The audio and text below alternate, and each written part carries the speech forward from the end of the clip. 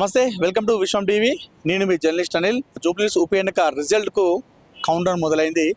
రేపు యూసఫ్గూడలో ఉన్నటువంటి కోట్ల విజయభాస్కర్ రెడ్డి స్టేడియంలో రేపు ఉదయం 8 గంటలకు కౌంటింగ్ ప్రక్రియ అనేది మొదలు కాబోతుంది. ప్రస్తుతం మనం హైదరాబాద్ యూసఫ్గూడలోని కోట్ల విజయభాస్కర్ రెడ్డి స్టేడియంలో ఉన్నాము. సో ఇదే స్టేడియంలో రేపు ఉదయం 8 గంటలకు ఈ కౌంటింగ్ ప్రక్రియ అనేది మొదలు కాబోతుంది. అధికారులు, పోలీసులు మొత్తం కూడా ఏర్పాటు చేయడం జరిగింది. 3 అంచెల భారీ భద్రత కల్పించారు. ఎందుకంటే మొన్న ఎలక్షన్ రోజు ఏదైతే Congress versus BRS versus Congress, అంటే వాళ్ళపైన వీళ్ళపైన వాళ్ళు మాటల దాడి చేసుకోవడం, అదేవిధంగా రాష్ట్ర రోగులు ధర్నాలు దిగడం, కొన్ని పోలింగ్ సెంటర్లో కాస్త హై టెన్షన్ వాతావరణం కనిపించింది, కాస్త హైడ్రామా వాతావరణం కనిపించింది. అయితే ఈ నేపథ్యంలో రేపు కౌంటింగ్ ప్రక్రియ అనేది సజావుగా సాగే విధంగా కూడా కోట్ల విజయభాస్కర్ రెడ్డి స్టేడియంలో ఇక్కడ అంతా కూడా 3 అంచెల భారీ భద్రత ఏర్పాటు చేయడం జరిగింది. పోలీస్ వలయంలో కూడా ఈ స్టేడియం ఉందని చెప్పుకోవాలి. సో మొత్తం ఏదైతే 407 పోలింగ్ సెంటర్లో ఉన్నటువంటి ఈవీఎం బాక్స్ అన్ని కూడా ఈ స్టేడియంకి తీసుకురావడం జరిగింది. ఉదయం 8 గంటలకు ఈ కౌంటింగ్ ప్రక్రియ అనేది మొదలు కాబోతుంది. ఏ ఎన్నికైనా కూడా మనకు మొదట పోస్టల్ బ్యాలెట్ లెక్కిస్తారు. ఇక్కడ కూడా అదే విధంగా పోస్టల్ బ్యాలెట్ను లెక్కించడం జరుగుతుంది. మొదట పోస్టల్ బ్యాలెట్ లెక్కించిన అనంతరం ఓవరాల్గా 10 రౌండ్లకు గాను మొత్తం 10 రౌండ్లు అనేది మనకు ఫలితాలు తెలియబోతున్నాయి. మొదటి రౌండ్ 8 గంటలకు మనకు పోస్టల్ బ్యాలెట్ లెక్క పెడితే 8:45 నిమిషాల వరకు తొలి రౌండ్ రిజల్ట్ వచ్చే అవకాశం ఉంది. అదేవిధంగా 10 రౌండ్లు ఓవరాల్గా 10 రౌండ్లు వరకు కూడా ఉప ఎన్నిక కౌంటింగ్ ప్రక్రియ అనేది ముగుస్తుంది. అయితే ఏదైతే మనకు ఉన్నటువంటి ఈ వాతావరణం ఏదైతుందో, సో అటు బీఆర్ఎస్ వర్సెస్ కాంగ్రెస్ ఎక్కువగా మనకు అనిపించింది ఈ ఉప ఎన్నిక అంతా కూడా. సో బీజేపీ థర్డ్ ప్లేస్ ఉన్నప్పటికీ కూడా అటు కాంగ్రెస్ బీఆర్ఎస్ మధ్యనే పోటాపోటీ ఉండనున్నది. అయితే ఈ నేపథ్యంలో ఎవరికి కూడా ఒక మార్జిన్ అనేది వచ్చే అవకాశం లేదు. 10 రౌండ్లు అయిపోయేంత వరకు కూడా సరైనటువంటి మార్జిన్ వచ్చే అవకాశం లేదు, సరైనటువంటి రిజల్ట్ వచ్చే అవకాశం లేనట్టుకైతే మనకు తెలుస్తుంది. ఎందుకంటే ఇద్దరి మధ్య కూడా హోరాహోరీగా పోటీ ఉంది.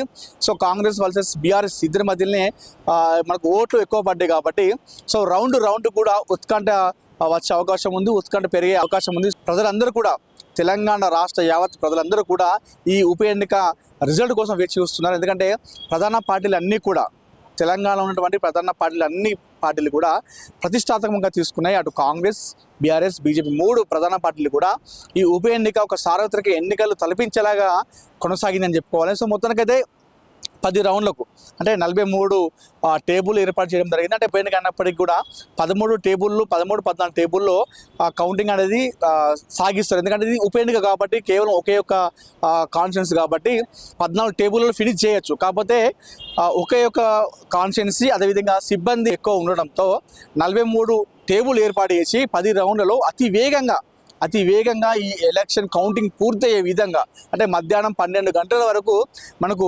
రిజల్ట్ అనేది వచ్చే అవకాశం ఉన్నట్టుకైతే మనకు అధికారులు చెప్పడం జరిగింది. సో మొత్తానికైతే కోట్ల విజయభాస్కర్ రెడ్డి స్టేడియంలో భారీ భద్రత ఏర్పాటు చేయడం జరిగింది. అడుగున సీసీ కెమెరాలు, ఇక్కడ మానిటరింగ్, అదేవిధంగా కానిస్టేబుల్ స్థాయి నుండి పెద్ద అధికారులు, పోలీసు అధికారుల వరకు కూడా ఇక్కడ పహారా కాస్తున్నటువంటి సిచ్యువేషన్ కనిపించింది. ఇప్పుడే హైదరాబాద్ జిల్లా ఎన్నికల అధికారి ఎవరైతే ఉన్నారో ఆర్వి కర్ణన్ కూడా ఇక్కడ స్టేడియంకి రావడం జరిగింది. స్టేడియంకి వచ్చి కూడా రేపు జరిగినటువంటి కౌంటింగ్ ప్రక్రియ అంతా కూడా ఆయన ఇక్కడ సర్వే చేయడం జరుగుతుంది.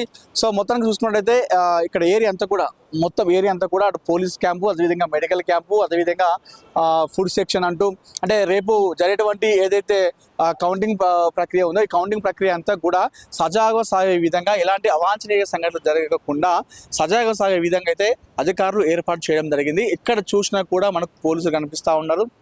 అటు 3 అంచెల భారీ భద్రత, అదేవిధంగా దీన్ని అంటే పార్టీలన్నీ కూడా ఒక ప్రతిష్టాత్మకంగా తీసుకున్నాయి కాబట్టి సో రేపు జరిగేటువంటి ఈ కౌంటింగ్ ప్రక్రియకు చాలామంది అటు బీఆర్ఎస్ ఎవరైతే అభ్యర్థులతో పాటు నాయకులు, కార్యకర్తలు కూడా వచ్చే అవకాశం ఉంది కాబట్టి సో రేపటి రోజున ఎలాంటి అవాంఛనీయ సంఘటనలు జరగకుండా అయితే పటిష్టమైన ఏర్పాట్లు, భద్రత అయితే చేయడం జరిగింది. ఆర్వి కర్ణన్ ఇప్పుడే రావడం జరిగింది, ఇప్పుడే వచ్చి లోపలికి వెళ్ళడం జరిగింది. సో ఈవీఎంల ఏర్పాట్లు, మార్నింగ్ సరైన టైంకి ఎన్నికల కౌంటింగ్ ప్రక్రియ అనేది మొదలయ్యే విధంగా కూడా ఇక్కడ ఉన్నటువంటి అధికారులతో ఆయన డిస్కషన్ చేసుకోవడం జరిగింది. అదేవిధంగా పోలీసు వాళ్ళతో కూడా కొంచెం మాట్లాడడం జరిగింది. సో రేపు జరిగేటువంటి కార్యక్రమం ఏదైతే కౌంటింగ్ ప్రక్రియ ఉందో సో అది ఎలా జరగాలి, ఎలా సాగాలి, ఒకవేళ అవాంఛనీయ సంఘటనలు జరిగితే ఎలాంటి జాగ్రత్తలు తీసుకోవాలనే విషయం కూడా ఆయన పోలీసు అధికారులతో కూడా ఆయన సమావేశం ఏర్పాటు చేయడం జరిగింది.